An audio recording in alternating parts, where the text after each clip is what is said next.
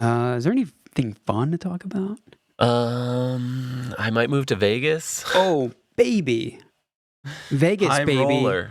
Vegas. I'm going to put in a swingers quote right here. Vegas! Vegas, baby! Vegas! Vegas, comma, baby. So I've heard, and you were just there, right? Yes, I was looking at apartments, and I haven't lived in an apartment in a while. You haven't lived indoors. But real quick, I just wanted to know, I've heard secondhand from a bunch of different people about Las Vegas is that what happens there stays there. Is that true? I mean, I pooped, and it didn't follow me back. Cool. I ate a couple of meals there, and it didn't follow me back. I mean, is that what they're referring to? What happens in I'm not Vegas sure. stays I'm not in sure. I thought maybe you were like the new expert. I mean, I am the new expert. No, I guess that's not true because I did go to I went to a climbing gym. It was the first time I'd gone climbing in 15 months. For some reason, I thought you were going to say 15 years, but go ahead. 15 months? No, yeah, prior to the pandemic, I was going climbing almost every single day. And that was terrible, but that's not important. The important part is that I'm telling you about it. So obviously what I did in Vegas didn't stay in Vegas. But you have to think, what did I do that I'm not telling you about? Okay, so it is true. You'll never know. Wild card, bitches! Yeah!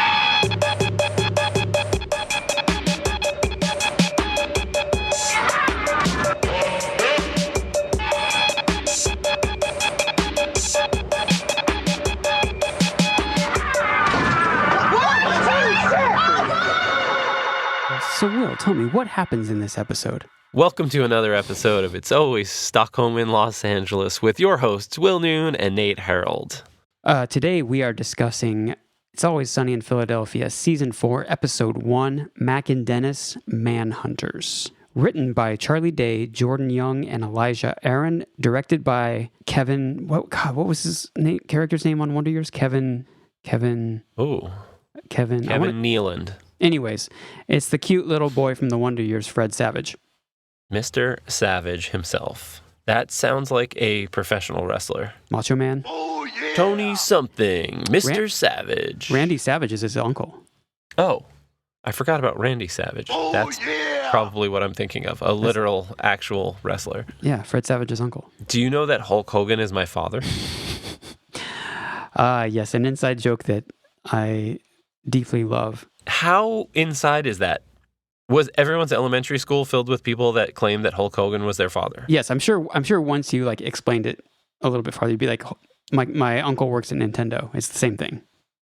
See, I never had that one. I mean, but I'm just like generalizing. We all know that kid that said But shit no, like that. but I'm saying, okay, my question is, did you specifically have someone who said Hulk Hogan was their father? No. Oh, to me, like, that was the most common bit in my brain.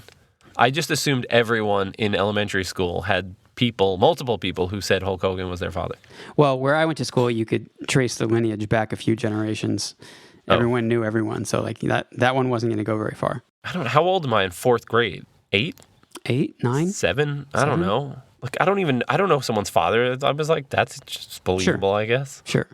You went to a normal school. I wasn't gonna like check their last name to see if it checked out. I don't know. Right. I'm an idiot 7-year-old. Anyway, the point is, in today's episode, we find Charlie and Dee having a fancy little lunch that's ruined when Frank catches them eating his freshly caught deer. Mac and Dennis start to shame Frank for hunting a defenseless deer, and they suggest that hunting a man would be a real challenge. That seems to trigger Frank a little bit because he argues that you shouldn't hunt a man, you just don't do it. And then he regales them with the story of being hunted after he returns from Nam, which Charlie and then the rest of the gang realize and point out that that's Rambo. He's describing his life as Rambo. So Dee and Charlie end up stealing more of Frank's meat, but again, Frank catches them. He's claiming that it's actually human meat. They don't believe him, but they also can't get the taste out of their mouths, so they decide to go to Chinatown and try to find some exotic meats, which includes a monkey. As we all know, that's the meat closest to human. Right. Nothing works, nothing satisfies their hunger, so they go to the morgue with a hot plate and a 6-pack of beer. But as they get closer and closer to eating a dude, they decide not to. They make the realization that they need some fresh man meat, human meat. So they pick up a homeless college kid? a little weird on the casting on that one, but we'll get to it. Meanwhile, under the pretense of a date with Dee, Cricket is lured to Patty's, where he finds out he's going to be Mac and Dennis's prey. They're going to hunt him. Mac and Dennis get really excited about hunting. After Cricket leaves, they're like prepping and gearing, so they have all the camo. They're like loading up case after case of beer. They don't seem to have any weapons, so I'm not really sure what the hunting process is like for them. Right. But so they find themselves in their urban hunting blind, which is a cardboard box turned over in the streets of Center City. At that point, they debate what they're going to do when they catch him, where Dennis suggests that they go classic with the teabag, and Max argues that he needs progress. Right. He wants it to evolve. Yeah. So he wants a gorilla mask, which is shaving one's pubes, putting glue on the person's face, and then sprinkling those pubes so they have a facial pubic hair sort of setup. Diabolical. Anyway, so they spot Cricket and they give chase, but as he turns the alley corner, he parkours onto a garbage truck and then jumps onto a ladder which slides down, and he climbs up, and then he's like jumping over banisters as he climbs up a fire escape. Mac and Dennis are impressed and do not follow. At this point, we find Cricket. I guess he's like frantically running all day because I think it switches to night, but he stumbles into some like piles of trash where Frank is lying, waiting.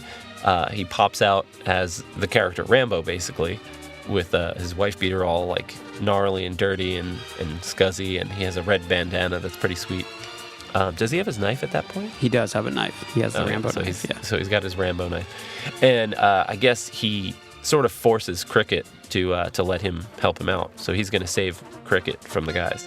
After failing to catch Cricket, Mac and Dennis retire for the evening, and when they wake up, they find threatening notes. And they find that it's unrelated, whereas the notes are from Cricket, but they find out that Dennis has been gorilla masked and Mac has been teabagged. We find out that Dennis actually steps up. He tries to make the teabagging a little more evolved by dipping his balls in ink before he dips it in his mouth. Anyway, so they realize that they need D for bait, so they head that way. As they are going to get D for this bait, they arrive at Charlie's apartment, where Charlie and Dee are like spicing and coating and marinating, I guess, this kid's arm, and they're feeding him candy, which is also kind of funny.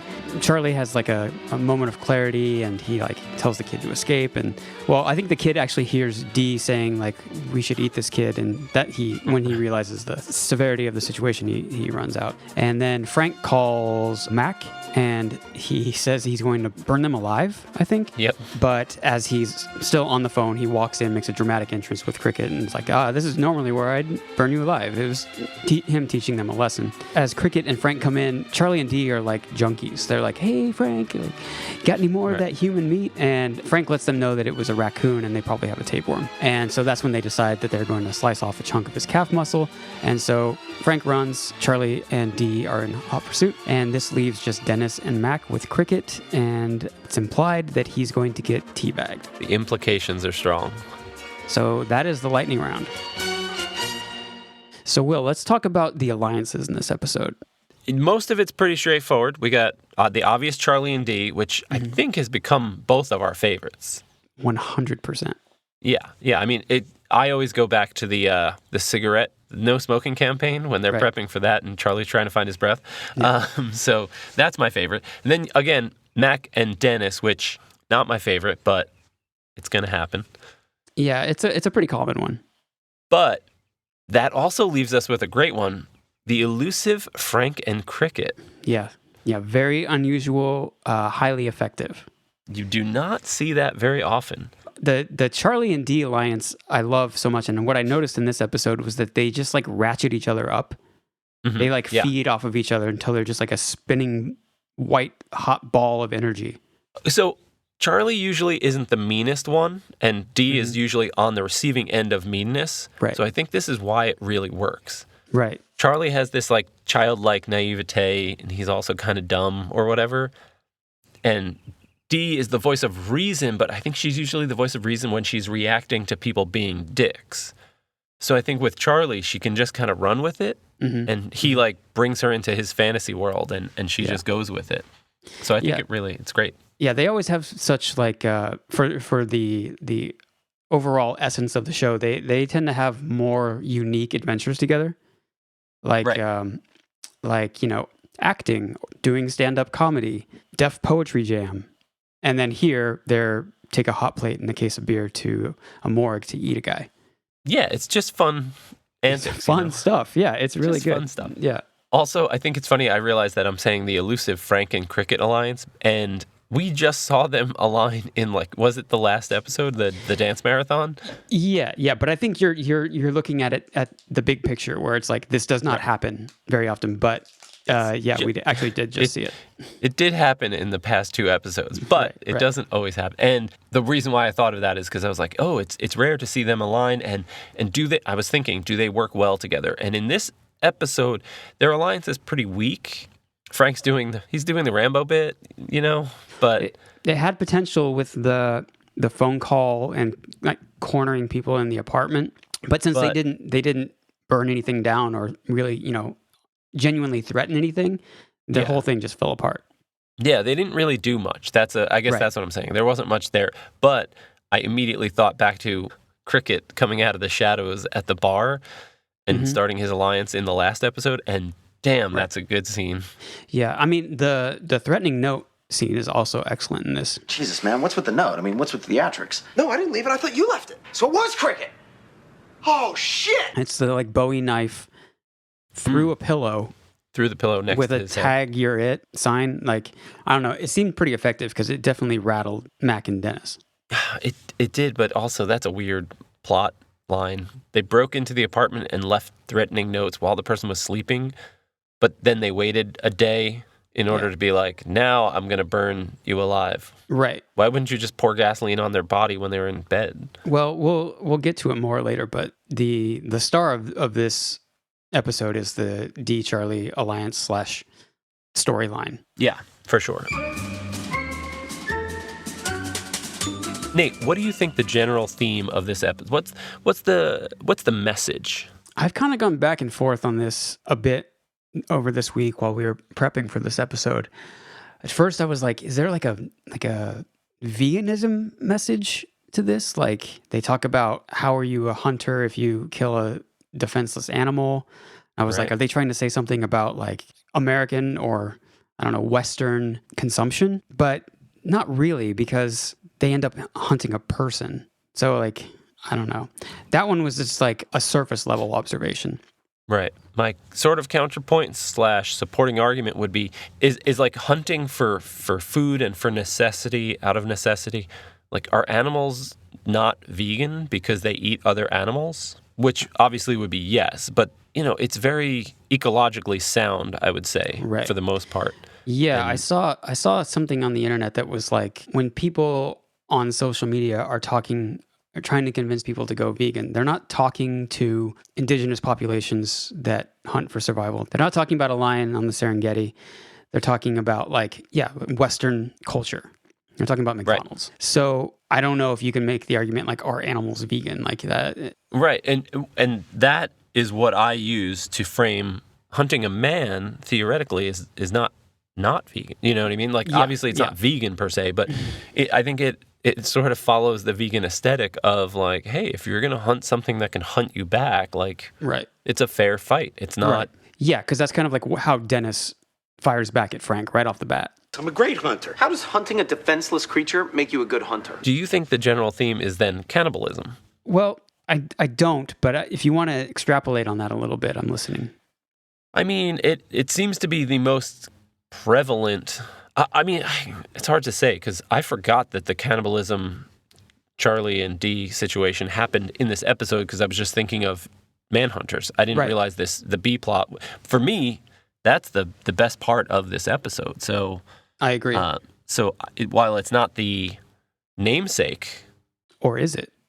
Manhunters. Oh, interesting. Because they go hunting for man meat.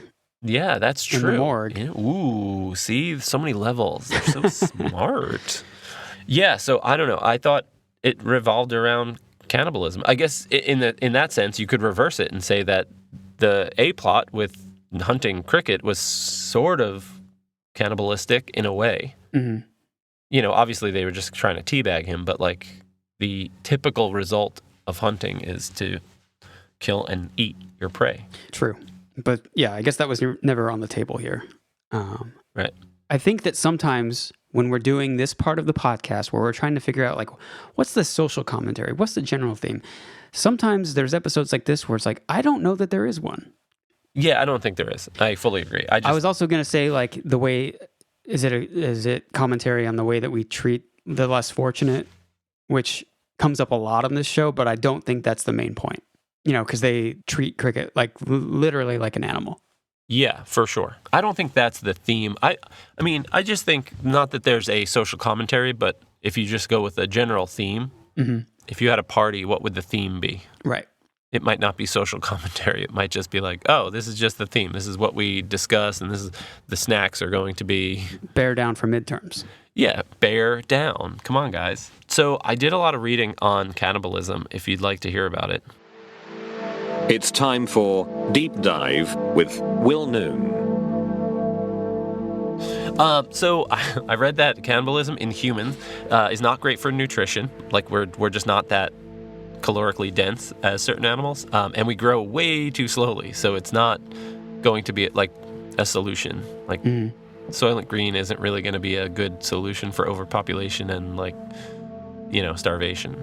But it does happen. There are tribes in Papua New Guinea that have like a funeral ritual where they would eat the person's brain, which is pretty crazy and pretty intense. And then there's this degenerative brain disease, Kuru, that is often transmitted this way. Shit. So be careful if you're eating human brains. I didn't read anything about monkey brains. So obviously vegans don't have to worry about that. But, you know, if you're like an archaeologist, maybe keep an adventurous archaeologist. Yeah. Speaking of, mad cow disease was actually spread by feeding cows to other cows. One fun thing about cannibalism is sexual cannibalism, which is found often in spiders. And also praying mantis. Praying and mantis, scorpions. yeah. That was the one I was thinking of, where the female eats the male. Yeah, it's almost always that way. And in some spiders, there's even a common practice where females eat the males before copulation, which How does that work? doesn't make any sense to me. But I think they were saying it's like smaller males seem to be like less frequently eaten, so it might be like their decision. The female spider might be making the decision based on like what's better for her survival of her and her young. Is it her nutritional value of eating a fat male or having sex? Right. It doesn't. I don't know. Maybe it doesn't make sense, but maybe they're more vulnerable at certain points. But it seems like you could have sex and then eat them. But whatever. I'm not. Who am I to step inside a spider's brain? Who are we to say? There are some male spiders that build a little web contraption so that they can spring away as they're done mating so that they don't get eaten. Smart. Which is fucking awesome, like Smart. an ejector seat. I've seen Top Gun. Exactly. Just that, but sex. Right.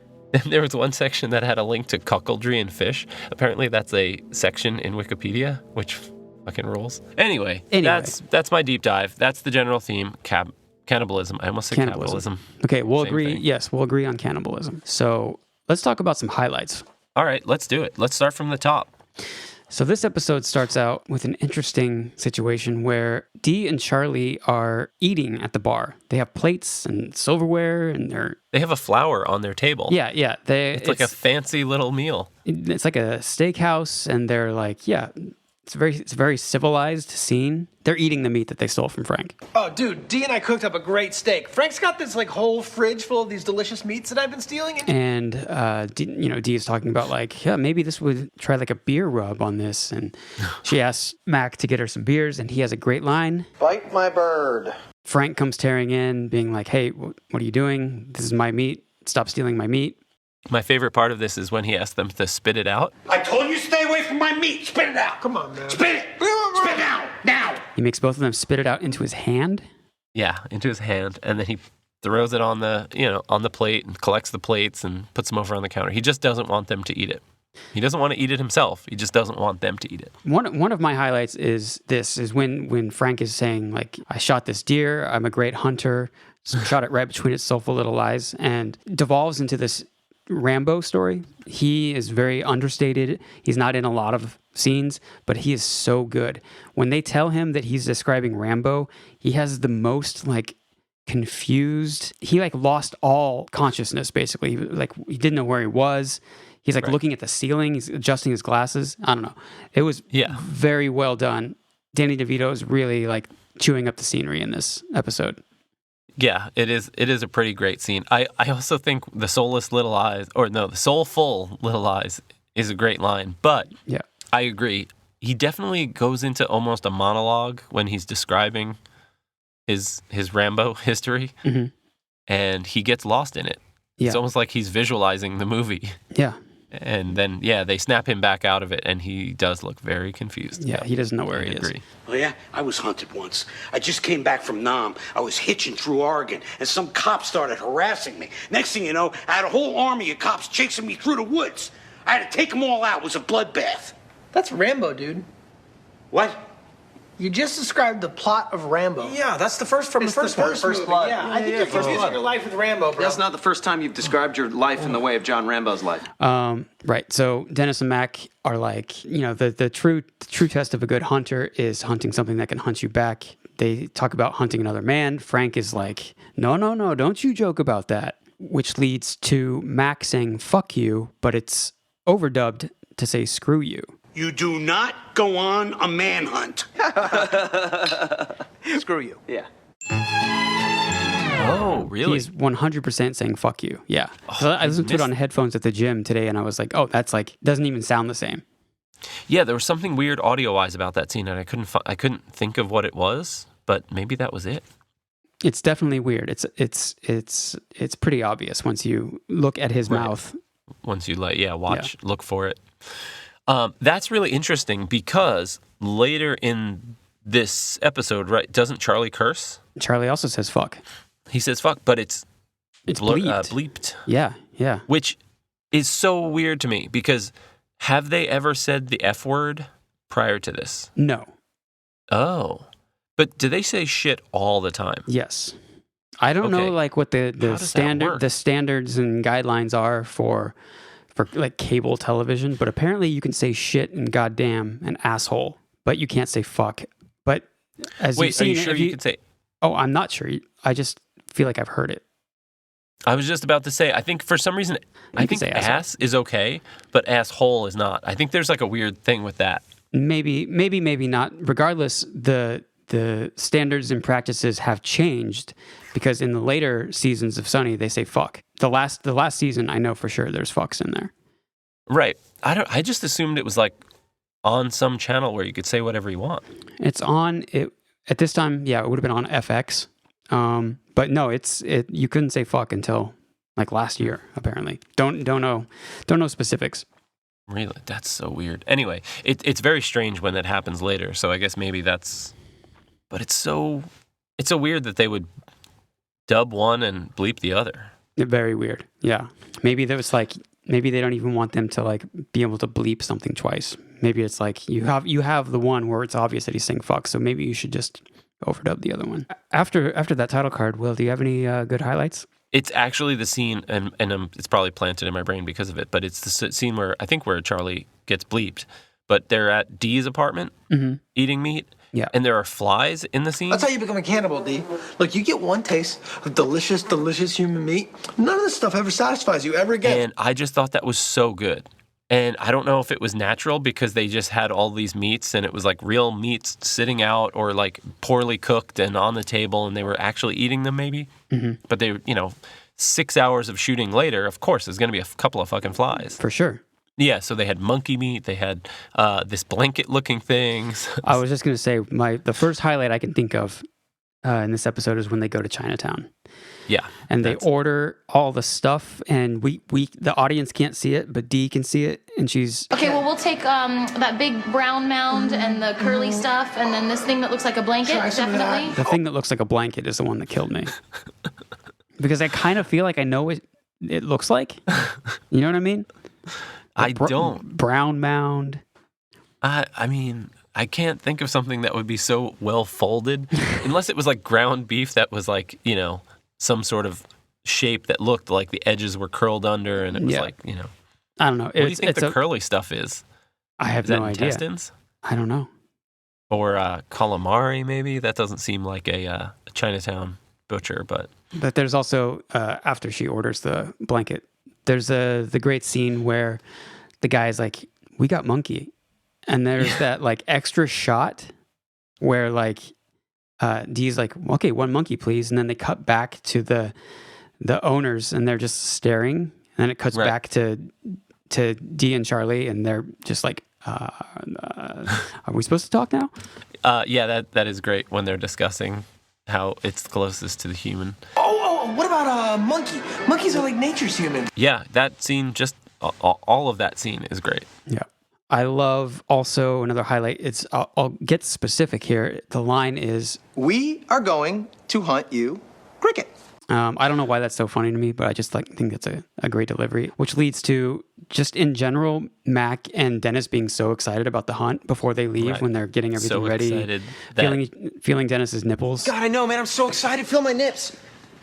Holy smokes. They're like super hard, right? Woo, you could cut glass with these bad boys. I know, right? That's a really good moment because that's very in character for Dennis. Yeah. He exactly. is, he gets off on different things, and you preparing to hunt another man definitely feels like it falls in that category. Absolutely. And when Frank walks in and Mac is just rubbing his nipples. Yeah. I'm like, what are you guys doing? Yeah, I think at that point Frank doubles down and says, "No, you do not hunt a man. I told you that's you don't do that. It's just something you don't do." And Dennis is complaining because You do not hunt a man! Come on, man. Don't bring me down. Not right now. Not while my nips are like this. Obviously, the cricket parkour scene is a highlight. It's super goofy, but it's the first time that the song "Grand Central" by Werner Tots is played while cricket is doing the crazy parkour thing. It's like the chaos theme. Is that the one that goes bram, bram, bram? That's the one. Yeah. It's so good and it's used so much after this, but that's the first time and it fits perfectly.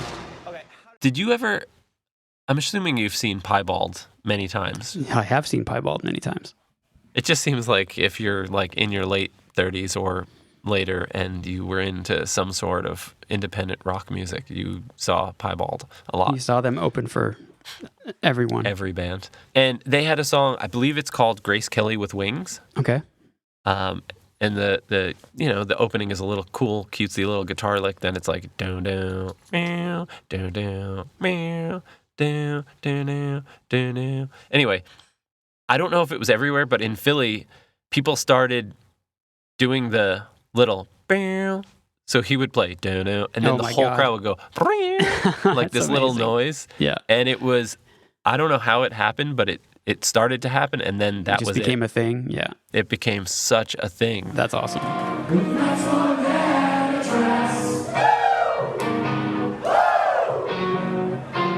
And it was very, very fun to watch, like 150 people in like a little squat venue, whatever, and singing the guitar part. Singing, yeah. Anyway, back on track.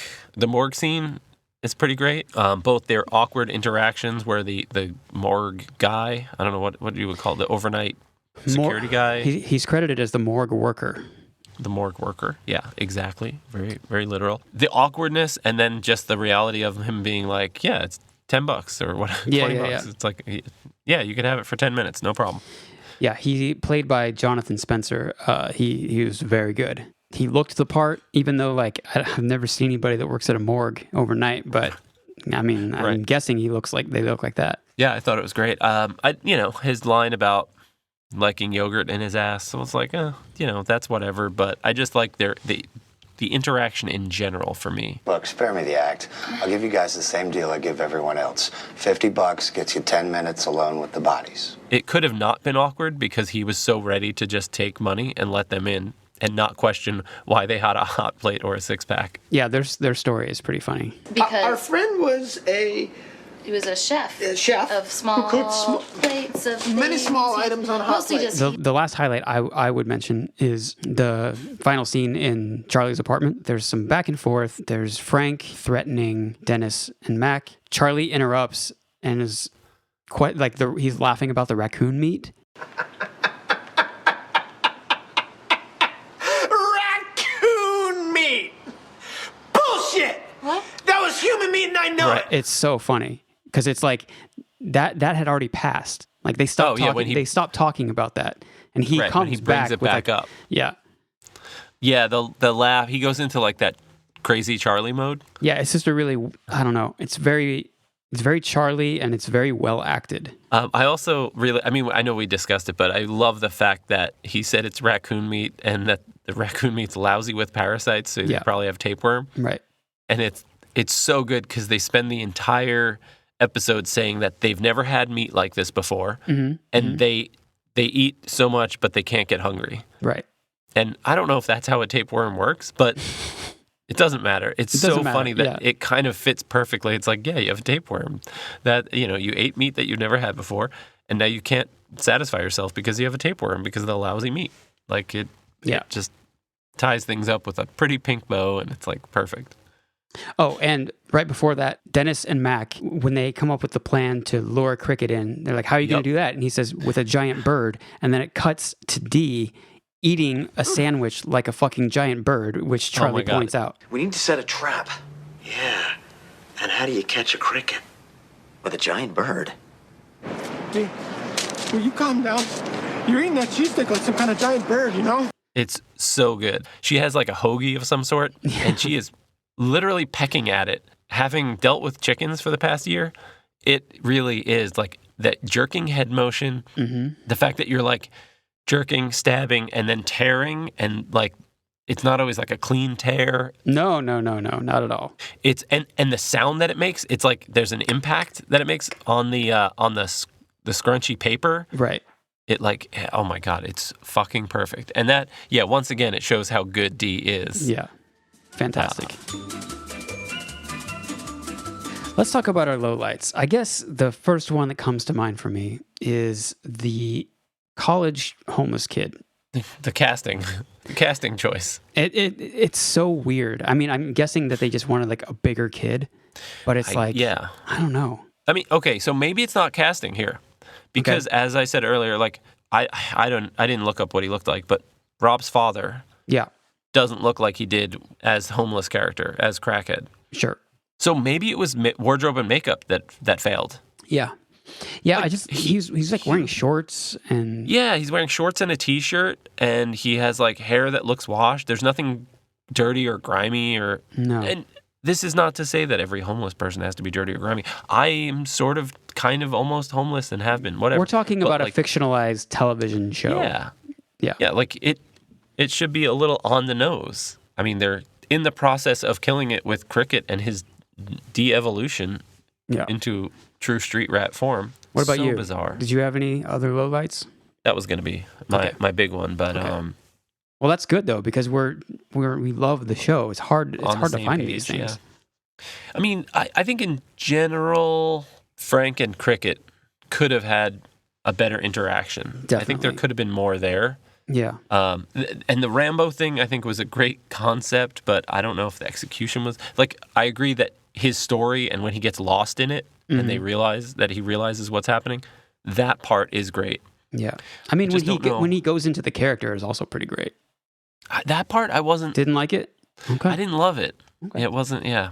The Dennis and Mac teabagging, gorilla masking was like, okay. Yeah. I'm with you on that. I've never been a fan of teabagging. I just don't.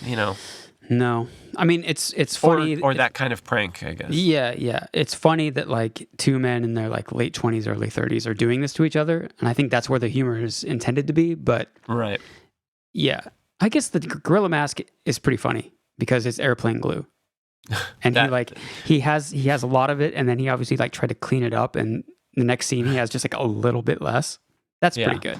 But yes, I'm with you overall. It's like that prank is kind of like, Yeah. All right. Yeah, it's all right. Yeah. But Yeah, like a good episode of Always Sunny, there aren't a ton of lowlights. Yeah. Yeah, I'll give it an A+. I loved it. I mean, Charlie and Dee doing their thing, making solid gold. Yeah. I also love, as it's been well documented, I also love the Charlie D Alliance. I'm going to give this episode a B. Whoa. For a few reasons. One of them being, I mean, maybe this isn't even fair, but we are in season 4, which is the beginning of the golden age of Always Sunny. You know, the next episode is the gas crisis. There are so many amazing classic episodes in this season, and this is just not one of them for me. The Mac and Dennis storyline, I don't know. It has its moments, as we discussed, like the gorilla mask and everything, but it does kind of fall flat for me. Mm-hmm. But, I mean, on the flip side, I also love the Frank Cricket Alliance. Even though we just saw it, it is very rare, and I loved Frank's confusion, becoming Rambo, which is a super weird thing to do. It was very, for he's wearing the like Rambo headband and has like a huge fucking Bowie knife and is like stalking the streets looking for this homeless guy. I don't know. That stuff all worked for me pretty well. It's just when you compare it to a few other episodes in this season, it just doesn't shine as bright. I understand. Oh, the tragedy of being in a good season. Yeah. It is interesting also. I feel like this is a weird one to start with. Okay. Because, you know, Sunny doesn't really do like the chronological thing too much. Right. But this season just has so many bangers. Gas Crisis, Model Contest, Mac and Charlie Die Part 1 and 2, Who Pooped the Bed, Dennis Reynolds in an Erotic Life, Sweet D Has a Heart Attack, Gang Cracks the Liberty Bell, Rob Thomas, The Nightman Cometh. Okay, so how about this? Maybe they didn't want it to seem like a blip, like a dip. Oh, like in the middle of the season? Yeah. Yeah, if you've got 9 bangers and 1 like album filler, right? Maybe that makes sense. Yeah, I could see that for sure. Because here's the thing: you're going into it knowing what's coming. Exactly. I mean, when it was released, I sort of prefaced my grade with that, but yes. Yeah, like you only know it in context of what's coming next, but most people didn't. Right. Or no one did at the time. So Nate, if someone wanted to hear more about the show or discuss further, what could they do? Well, for starters, I would go to our new viral style Instagram account at always_Stockholm. We got memes. It's run by Will Noon. Oh my God, he's almost a millennial. And if that's not enough, I would go to Twitter at always_Stockholm. Cool.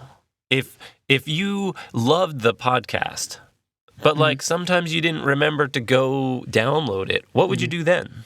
Okay, well, what I would do is, so I use Apple Podcasts, right? I use that app. So I would go to that app. I would click on the show page of It's Always Stockholm in Los Angeles. Okay. I would go down. I would say, this is a 5-star show. I'm giving this 5 stars. You know what else I'm going to do? I'm going to write a review that says, these guys are handsome and smart, and they don't stutter and say, and like all the time. So I am going to say, everyone listen to this podcast about It's Always Sunny in Philadelphia, one of the greatest sitcoms in American history. Wow. And I bet that would really help us because other people would be able to find our show because of that. That's exactly the point, Will. You would probably hit subscribe after that. Oh, well, okay, yeah, I mean, shit, you're right. I would also make sure that I would subscribe to that podcast, so I always got a notification when there was a new episode, and I would download that episode, and I would listen to it on my way to work, at the gym, when I'm falling asleep. While you're making love? Imagine the possibilities. Do you think that anyone has ever had sex to this podcast? Definitely. Ever? Definitely. Ever? Yeah, I mean, I guess there is the chance, like, a lot of podcasts are maybe playing in the background or accidentally on someone's phone through their AirPods, and they forgot about it. I mean, I'm going to take it. Like, it would be more funny if someone was, like, actively listening to it and it happened. Maybe not on purpose, but, like, I'll take it if it were just like, playing in the background for the past 2 hours and then things progress.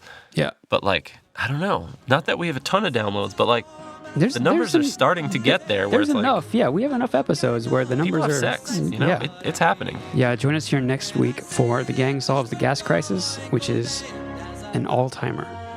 Which, if you're on the East Coast of the United States, this is probably something pretty relevant, and you should probably rewatch it and then Topical. come back and join us. All right, everyone. We'll see you next week. As we aim for the sky is blue and all the leaves are green. My heart's as full as a baked potato.